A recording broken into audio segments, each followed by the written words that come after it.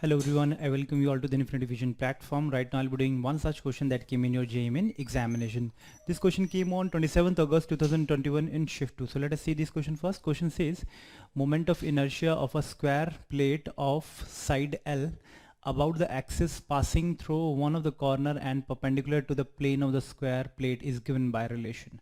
Okay, so that means you have been given a moment of inertia of a square plate. So you have been given a square plate just like this, okay, and whose each length is given by L. So you need to find out the moment of inertia about one of the corners. So what would be its moment of inertia about this corner and perpendicular to the plane of the square. So this is a plane of the square, so you have to find out the moment of inertia along this plane.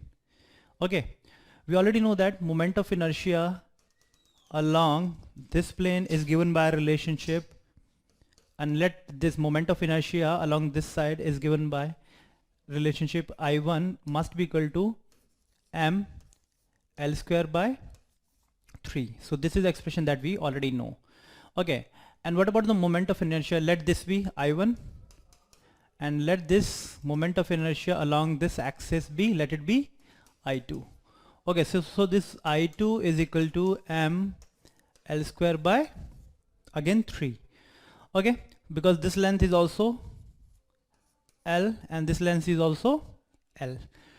Okay, so now we already know that, we also know that the perpendicular axis theorem, it says for a laminar body, if moment of inertia along this axis, two perpendicular axis is given, okay, and the moment of inertia along these two axes are also equal. We also know that it is equal to ml square by 3 and ml square by 3.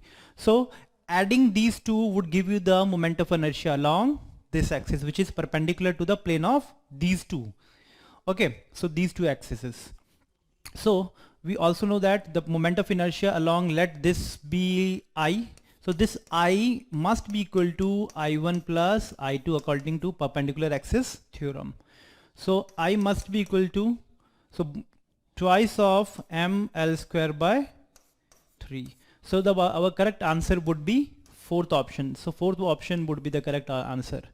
Okay, for this question you must remember the perpendicular axis theorem, that is for the laminar body, if we have been given moment of inertia along the two rectangular axes, then the moment of inertia along the perpendicular axis of a perpendicular axis is equal to sum of these two.